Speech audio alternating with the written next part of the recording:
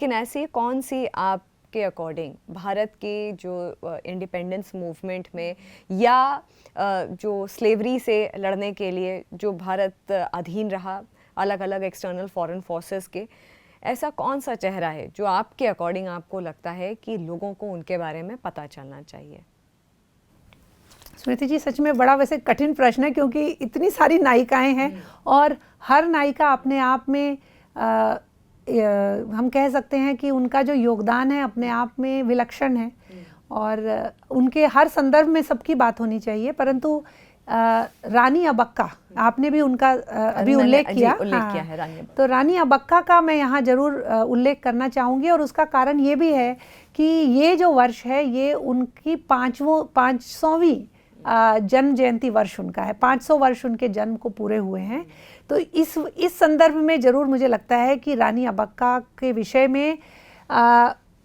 महाविद्यालयों में, विद्यालयों में हमें जैसे स्किट के माध्यम से कुछ कविता लेखन या उनके विषय में जानकारी लेना, क्योंकि अभी तो इस विषय में जानकारी कहीं संदर्भ में कितनी मिलेगी मुझे इसका जानकारी नहीं है, लेकिन जितना मैंने थोड़ा शोध जो किया है रानी अबक्का के विषय में, तो रानी अबक्का जो है वो उल्लाल जो राज्य था, जो कि आज का तटीय कर्नाटका, जिसे हम कोस्टल कर्नाटका है, आज के कोस्टल कर्नाटका में उनका राज्य था। और वो चौटा साम्राज्य जो था, उसने लगभग 300-350 जो साम्राज्य उसने राज किया, उसमें ये भी एक रानी हुई। तो ये जो है जन्म से ही बहुत प्रतिभाशाली थी और बहुत विलक्षणी थी। इन्होंने चाहे शिक्षा हो, चाहे तलवारबाजी हो, चाहे धनुर्शिक्षा हो, सब में ये बहुत निपुण थी और इसलिए इनको राजकुमारी उल्लाल का घोषित कर दिया गया था बहुत छोटी आयु में। ऐसे समय में ये भी संदर्भ आता है कि इनकी मैंगलोर के जो उस समय राजा थे उनसे इनका विवाह हुआ। तो जब मैंगलोर के राजा का विवाह का प्रस्ताव इनके यहाँ गया तो रानी अबक्का के जो मामा थे उन्होंने एक शर्त रखी और वो ये थी कि इसी शर्त पर इनका विवाह होगा कि अबक्का जो है हर रोज़ घोड़े पे सवार होकर अपने राज्य में आएंगी और अपना पूरा राज्य का कार्यभार संभालेंगी। तो ये मान ली गई बात और उनकी मैंगलोर के राजा से उनका विवाह हो गया। अब ये संदर्भ, जो कॉन्टेक्स्ट है वो ये भी है कि वो समय था जब पुर्तगीज़ जो है वो दक्षिण भारत में बहुत प्रभावशाली हो गए थे और उनका एक बड़ा सीधा सा उसूल था कि या तो आप जो भी राजा है, या तो आप हमारे अधीन आ जाइए, हम आपका राज्य चलाएंगे, या आप हमें कर दीजिए, हाँ, टैक्स दीजिए। तो रानी अबक्का जो है वो उन्होंने बिल्कुल इस बात से इनकार कर दिया कि हम जो है पुर्तगीज़ को न तो हम टैक्स देंगे और ना ही हम इनके अधीन जाएंगे। और वो इतनी विलक्षणकारी और मतलब चाहे सामाजिक रूप से देखें आप उनको, चाहे आप उनको एक योद्धा के रूप में देखें, कई युद्ध पुर्तगियों के साथ उन्होंने लड़े और उन युद्धों में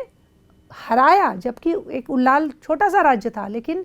उन्होंने जो है पुर्तगालियों को हराया। जनरल एंटोनियो नाम के एक जो पुर्तगाली हैं, उन्होंने अपना जो स्मरण लिखा है, संस्मरण लिखे हैं, उसमें उन्होंने ये लिखते हैं कि हमारे कई कमांडर्स हैं जिनको कि मार गिराया वहाँ के उल्लाल के सैनिकों ने। और इसमें एक जो दूसरा एक जो कंटेक्स्ट जुड़ता है वो ये है कि जो शादी, इनका विवाह जब मैंगलोर के राजा के साथ हुआ तो उस समय ये सब विषय भी चल रहा था, पुर्तगीज हावी हो रहे थे। तो इन्होंने जो है मालाबार के राजा और एक दो और राजाओं के साथ संधि भी करी कि हम मिलकर जो है रानी अबक्का ने, हम पुर्तगीज़ के खिलाफ मोर्चा संभालेंगे, युद्ध करेंगे, खदेड़ेंगे कि हमारी भूमि में हम किसी दूसरे को हम टैक्स क्यों दें जब हम अपनी भूमि पर अब राज कर रहे हैं। परंतु दुर्भाग्यवश क्या हुआ कि उनके जो पति मैंगलोर के राजा थे वो कहीं ना कहीं पुर्तगालियों के दबाव में आ गए और उन्होंने उन्हें अपने यहाँ अपने किले में आने की अनुमति और छावनी लगाने की अनुमति दे दी, जिसके कारण रानी अबक्का जो है वो बहुत ही उनको दुख हुआ इस बात का और उन्होंने इस विषय में बहुत लंबी चर्चा अपने पति से करी कि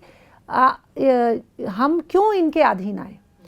लेकिन कुछ भी कारण रहे हों, और उसके राजनीतिक कारण भी हो सकते हैं और किसी और भी प्रकार के कारण हो सकते हैं, लेकिन इसके उनके जो पति हैं उन्होंने ये बात नहीं मानी और दुखी होकर रानी अबक्का ने कहा कि जो व्यक्ति जो राजा अपनी प्रजा को जो है प्रजा को प्रोटेक्ट नहीं कर सकता तो वो जो है एक पत्नी का ध्यान कैसे रख पाएगा।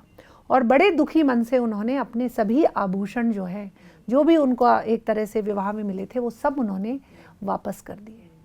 तो इस संदर्भ में अगर आप देखें, क्योंकि आज के जो फेमिनिज्म, मॉडर्न फेमिनिज्म वाले लोग जो विषय लाते हैं तो बार बार बात करते हैं कि स्वतंत्र रूप से सोचने का अधिकार नहीं है। आप ये सोचिए कि 16वीं शताब्दी में एक महिला ने, एक रानी ने, उनके लिए कितना कठिन रहा होगा।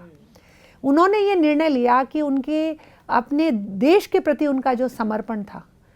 वो जो निष्ठा थी उनके लिए, जो अपनी राष्ट्रीय अस्मिता थी, उसको उन्होंने प्राथमिक रखा अपने गृहस्थ जीवन से। और इस प्रकार रानी अबक्का जो है उन्होंने, और यही नहीं, वो खाड़ी देशों के साथ व्यापार करती थी, मसालों का, रेशम का, और पुर्तगालियों का जो है उनके साथ इसी विषय पर एक तरह से उनकी बनी नहीं रानी अबक्का के साथ, क्योंकि पुर्तगाली कहते थे आप हमसे अनुमति लेकर हमारे अनुसार उनके साथ व्यापार करेंगे। लेकिन वो 30-30 जहाज एक साथ जो है वो खाड़ी देशों में यहाँ से सामान लेकर जाते थे। और एक इसमें एक इटालियन ट्रैवलर है पेत्रो डेलोवेल, उन्होंने भी अपने यात्रा वृत्तांत में, क्योंकि वो उस समय भारत आए और उन्होंने वो अबक्का के राज्य में भी गए, और वहाँ उन्होंने, आप सोचेंगे ईरान के जो शाह थे, राजा, मतलब इनकी प्रसिद्धि रानी अबक्का की खाड़ी देशों तक इतनी हो गई थी कि ईरान के जो उस समय शाह थे, उन्होंने पेत्रो डेलोवेल के माध्यम से संदेश भेजा रानी अबक्का को कि आपको मैं न्योता देता हूँ कि आप हमारे देश में आएँ यहाँ, क्योंकि आपके द्वारा जो, मतलब जिस प्रकार से आप प्रशासन चला रही हैं उसके यहाँ ख्याति है। और पेत्रो डेलोवेल लिखते हैं कि कैसे उन्होंने जो नहरें बनवाई अपने राज्य में, किस प्रकार से बहुत सारे इस तरह के बदलाव लाए सामाजिक रूप से भी रानी अबक्का ने, क्योंकि वो एक जैन समाज से थी, वो जैनी थी। लेकिन जैसे कई एक उदाहरण मिलते हैं, जब वहाँ कुछ मछुआरे समाज की जो बेटी है या उनकी शादी जो है जैन समाज में होने लगी, तो कहीं समाज में जब ऐसे इस तरह की समस्याएं आई तो उन्होंने वहाँ कानून बना दिया अपने राज्य में कि किसी भी तरह के अंतर्जातीय विवाह जो होंगे तो उसमें बेटी जिस भी समाज से आएगी उसको वहाँ की परंपराएं मानने का पूरा अधिकार रहेगा। इस तरह के कानून उन्होंने 16वीं शताब्दी में बनाए। तो इस तरह की विजनरी एक हम कह सकते हैं, और ऐसी प्रभावी रानी अबक्का जो 80 वर्ष की आयु में पुर्तगालियों के साथ ही लड़ते लड़ते वो जो है उन्होंने वो वीर गति को प्राप्त हुई। तो उनका उल्लेख मुझे आपके पॉडकास्ट के माध्यम से मुझे लगता है कि समाज और उनके बारे में और शोध हो, जानकारी प्राप्त हो तो अच्छा रहेगा।